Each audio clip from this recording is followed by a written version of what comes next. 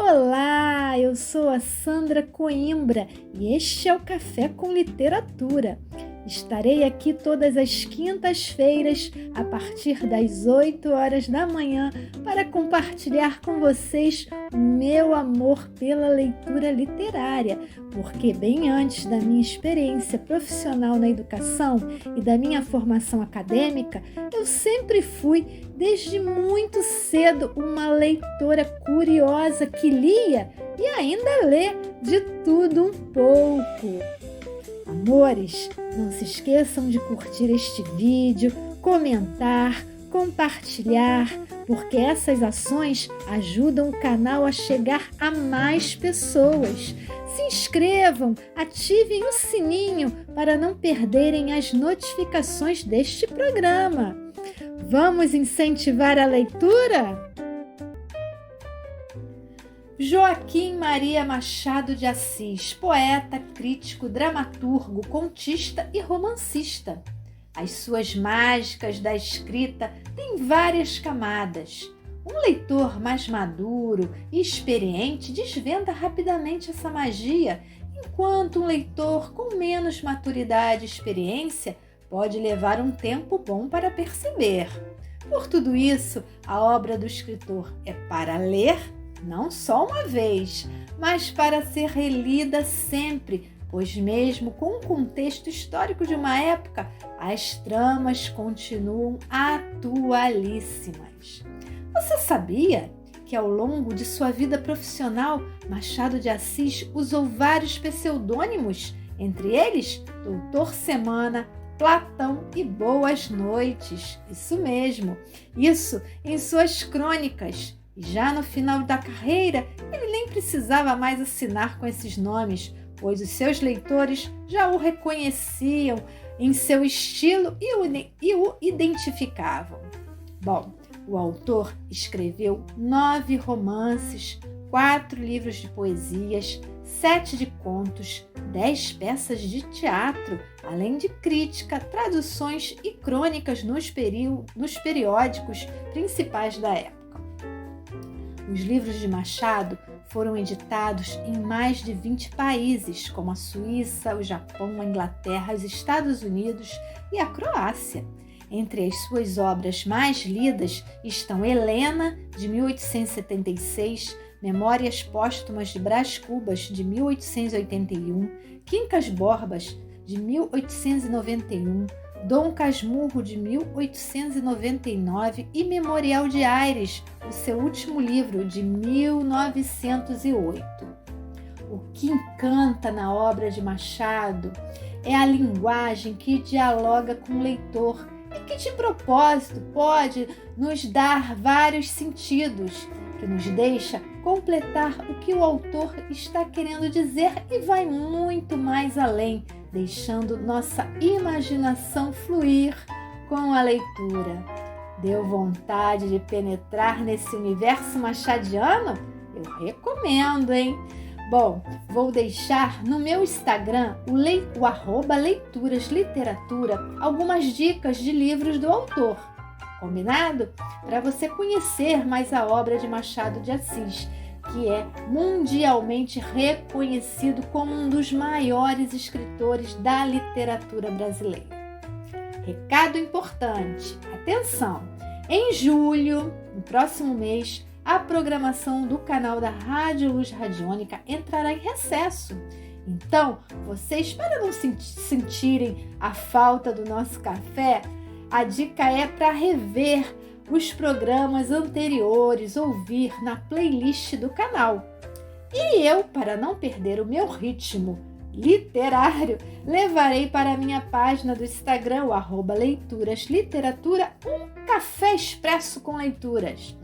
Fiquem atentos às novidades. Bom, fiquem agora com a segunda parte do conto A Cartomante. O que será que aconteceu no trajeto de Camilo à casa de Rita, após o bilhete enigmático de Vilela, marido de sua amante? Preparem o café que vem babado forte por aí. Beijos iluminados, amores, e até a volta. A Cartomante, parte 2. Imaginariamente, viu a ponta da orelha de um drama. Rita subjugada e lacrimosa, Vilela indignado, pegando da pena e escrevendo o bilhete, certo de que ele acudiria e esperando-o para matá-lo. Camilo estremeceu, tinha medo. Depois sorriu amarelo e, em todo caso, repugnava-lhe a ideia de recuar e foi andando. De caminho, lembrou-se de ir à casa. Podia achar algum recado de Rita que lhe explicasse tudo. Não achou nada nem ninguém. Voltou à rua e a ideia de estarem descobertos parecia-lhe cada vez mais verossímil. Era natural uma denúncia anônima, até da própria pessoa que o ameaçara antes. Podia ser que Vilela conhecesse agora tudo. A mesma suspensão das suas visitas sem motivo aparente, apenas com pretexto fútil, viria confirmar o resto. Camilo ia andando inquieto e nervoso. Não relia o bilhete, mas as palavras estavam decoradas diante dos olhos fixas. Ou então, o que era pior, eram-lhe murmuradas ao ouvido com a própria voz de Vilela. Vem já, já à nossa casa, preciso falar-te sem demora. Ditas assim pela voz do outro, tinha um tom de mistério e ameaça. Vem já, já, para quê? Era perto de 1h da tarde. A comoção crescia de minuto a minuto. Tanto imaginou o que se iria passar que chegou a crê-lo e vê-lo. Positivamente tinha medo. Encontrou a cogitar de ir armado, considerando que, se nada houvesse, nada perdia e a precaução era útil. Logo depois rejeitava a ideia, vexado de si mesmo, e seguia, picando o passo na direção do Largo da Carioca para entrar num tilbury. Chegou, entrou e mandou seguir a trote largo. Quanto antes melhor, pensou ele, não posso estar assim. Mas o mesmo trote do cavalo veio agravar-lhe a comoção. O tempo voava e ele não tardaria a entestar com o perigo. Quase no fim da rua da Guarda Velha, o tilbury teve de parar. A rua estava atravancada, com uma carroça que caíra. Camilo, em si mesmo, estimou o obstáculo e esperou. No fim de 5 minutos, reparou que ao lado à esquerda, ao pé do tilbury, ficava a casa da cartomante a quem Rita consultara uma vez e nunca ele desejou tanto crer na lição das cartas. Olhou, viu as janelas fechadas, quando todas as outras estavam abertas e pejadas de curiosas do incidente da rua. Dir-se-ia a morada do indiferente destino. Camilo reclinou-se no tilbury para não ver nada. A agitação dele era grande, extraordinária, e do fundo das camadas morais emergiam alguns fantasmas do outro tempo. As velhas crenças, as superstições antigas. O cocheiro propôs-lhe voltar à primeira travessa e ir por outro caminho. Ele respondeu que não, que esperasse. Inclinava-se para fitar a casa. Depois fez um gesto incrédulo. Era a ideia de ouvir a cartomante, que lhe passava ao longe, muito longe, com vastas asas cinzentas. Desapareceu, reapareceu e tornou-se a esvair-se no cérebro. Mas daí a pouco moveu outra vez as asas mais perto, fazendo uns giros concêntricos. Na rua gritavam os homens safando a carroça. Anda, agora, empurra, vá! Vá! Daí a pouco estaria removido o obstáculo. Camilo fechava os olhos, pensava em outras coisas, mas a voz do marido sussurrava-lhe às orelhas as palavras da carta. Vem já, já. E ele viu as contorções do drama e tremia. A casa olhava para ele. As pernas queriam descer e entrar. Camilo achou-se diante de um longo véu opaco. Pensou rapidamente no inexplicável de tantas coisas. A voz da mãe repetia-lhe uma porção de casos extraordinários e a mesma frase do príncipe da Dinamarca reboavam-lhe dentro. Há mais coisas no céu e na terra que sonha a filosofia. Que perdia ele se... Deu por si na calçada ao pé da porta. Disse ao cocheiro que esperasse e rápido enfiou pelo corredor e subiu a escada. A luz era pouca, os degraus comidos dos pés, o corrimão pegajoso, mas ele não viu nem sentiu nada. Trepou e bateu. Não aparecendo ninguém, teve ideia de descer, mas já era tarde, a curiosidade fustigava-lhe o sangue, as fontes latejavam-lhe. Ele tornou a bater uma, 2, 3 pancadas. Veio uma mulher, era a cartomante. Camilo disse que ia consultá-la. Ela fê-lo entrar. Dali subiram ao sótão, por uma escada ainda pior que a primeira e mais escura. Em cima havia uma salinha mal alumiada por uma janela que dava para o telhado dos fundos. Velhos trastes, paredes sombrias, um ar de pobreza que antes aumentava do que destruía o prestígio. A cartomante fê-lo sentar diante da mesa e sentou-se do lado oposto, com as costas para a janela, de maneira que a pouca luz de fora batia em cheio no rosto de Camilo. Abriu uma gaveta e tirou um baralho de cartas compridas e enxovalhadas. Enquanto as embaralhava, rapidamente olhava para ele, não de rosto, mas por baixo dos olhos. Era uma mulher de 40 anos, italiana, morena e magra, com grandes olhos sonsos e agudos. Voltou 3 cartas sobre a mesa e disse-lhe: Vejamos primeiro o que é que o traz aqui. O senhor tem um grande susto. Camilo, maravilhado, fez um gesto afirmativo. E quer saber, continuou ela, se lhe acontecerá alguma coisa ou não? A minha é ela, explicou vivamente ele. O cartomante não sorriu. Disse-lhe só que esperasse. Rápido pegou outra das cartas e baralhou-as. Com os longos dedos finos de unhas descuradas. Baralhou-as bem. Transpôs os maços 1, 2, 3 vezes, depois começou a estendê-las. Camilo tinha os olhos nela, curiosos e ansiosos. As cartas dizem-me. Camilo inclinou-se para beber uma a uma as palavras. Então ela declarou-lhe que não tivesse medo de nada. Nada aconteceria nem a um nem a outro. Ele, o terceiro, ignorava tudo.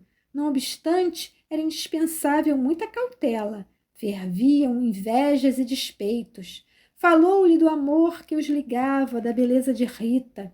Camilo estava deslumbrado. Cartomante acabou, recolheu as cartas e fechou-as na gaveta. A senhora restituiu-me a paz ao espírito, disse ele, estendendo a mão por cima da mesa e apertando a da cartomante. Esta levantou-se rindo. Vá, disse ela, vá, ragazzo namorato. E de pé, com o dedo indicador, tocou-lhe na testa. Camilo estremeceu, como se fosse a mão da própria Sibila, e levantou-se também. A cartomante foi à cômoda sobre a qual estava um prato com passas, tirou um cacho dessas, começou a despencá-las e comê-las, mostrando 2 fileiras de dentes que desmentiam as unhas. Nem mesmo ação comum a mulher tinha um ar particular. Camilo, ansioso por sair, não sabia como pagasse, ignorava o preço. Passas custam dinheiro, disse ele afinal, tirando a carteira. Quantas quer mandar buscar? Pergunte ao seu coração, respondeu ela. Camilo tirou uma nota de 10.000 réis e deu-lhe. Os olhos da cartomante fuzilaram. O preço usual era 2.000 réis. Vejo bem que o senhor gosta muito dela. E faz bem, ela gosta muito do senhor. Vá tranquilo. Olha a escada, é escura, põe o chapéu. A cartomante tinha já guardado a nota na algibeira e descia com ele falando com um leve sotaque. Camilo despediu-se dela embaixo e desceu a escada que levava à rua, enquanto a cartomante, alegre com a paga, tornava acima cantarolando uma rola, uma barcarola. Camilo achou Tílburi esperando. A rua estava livre. Entrou e seguiu o trote largo. Tudo lhe parecia agora melhor. As outras coisas traziam outro aspecto. O céu estava límpido e as caras joviais. Chegou a rir de seus receios que chamou pueris. Recordou os termos da carta de Vilela e reconheceu que eram íntimos e familiares. Onde é que lhe descobrir a ameaça? Advertiu também que eram urgentes e que fizera mal em demorar-se tanto.